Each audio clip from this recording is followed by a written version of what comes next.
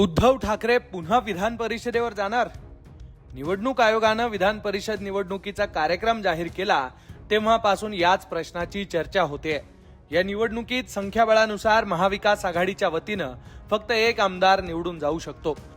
त्यामुळे उद्धव ठाकरे या निवडणुकीत उतरणार का आणि ते बिनविरोध निवडून येणार का याबद्दल वेगवेगळे अंदाज व्यक्त केले जात आहेत। त्याच निमित्तानं ही निवडणूक किती जागांसाठी होणार आहे, कुणाच्या वाट्याला किती जागा येणार आहेत आणि उद्धव ठाकरेंच्या नावाची चर्चा का होते तेच या व्हिडिओतून समजून घेऊ।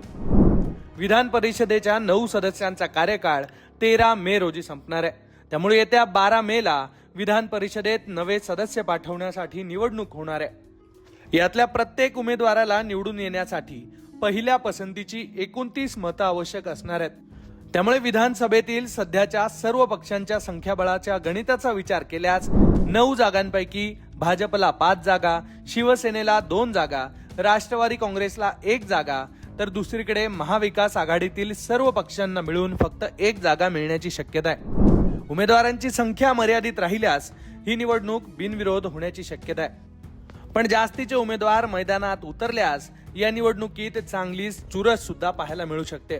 पण सगळ्यात जास्त चर्चा होते ती महाविकास आघाडीच्या एका जागेची, कारण याच जागेसाठी काँग्रेस आणि ठाकरेंच्या शिवसेनेत रस्सीखेच होणार का असा सवाल उपस्थित केला जातोय। या निवडणुकीबद्दल बोलताना उद्धव ठाकरेंच्या पक्षाचे खासदार संजय राऊत काय म्हणाले ते पहा। विरोधी पक्षांचा एकच उमेदवार विधान परिषदेवर जाईल। माझ्या माहितीनुसार उद्धव ठाकरे उमेदवार असले तर ही निवडणूक बिनविरोध होणार आहे, जसं शरद पवार यांचं झालं तसंच। याबद्दल आम्ही महाविकास आघाडीचे सर्व नेते बसून निर्णय घेऊ, असं संजय राऊत म्हणालेत। दुसरीकडे काँग्रेसनेही उद्धव ठाकरे यांच्या नावाला समर्थन दिल्याचं पाहायला मिळतंय। याच निवडणुकीबद्दल काँग्रेस प्रदेशाध्यक्ष हर्षवर्धन सपकाळ नेमकं काय म्हणालेत ऐकूयात। विधानभवनातील आमचं संख्याबळ आहे ते आहे एकमेकास सहाय्य करू अवघे करू सुबंध।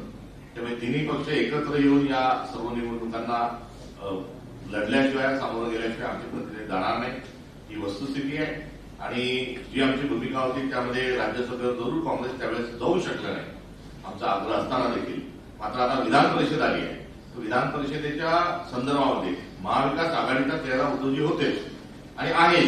त्यामुळे उद्धवजी त्या ठिकाणी जर स्वतः जात असतील तर जरूर त्यांच्या जाण्याच्या अनुषंगानं काँग्रेस पक्ष हा सहानुभूतीपूर्वक विचार करेल। इतर काही वेगळे प्रस्ताव असेल तर चर्चेची आवश्यकता आहे, एवढंच या ठिकाणी सांगू इच्छितो। जर उद्धव ठाकरे यांनी या निवडणुकीत सहभाग घेतला नाही तर त्यांच्या पक्षाच्या वतीनं सुषमा अंधारे किंवा अंबादास दानवे यांच्यापैकी एकाला उमेदवारी मिळेल अशी शक्यता आहे। तर दुसरीकडे काँग्रेसकडून हर्षवर्धन सपकाळ, हनुमंत पवार, राजेश राठोड, सचिन सावंत यांचीही नावं चर्चेत आहेत।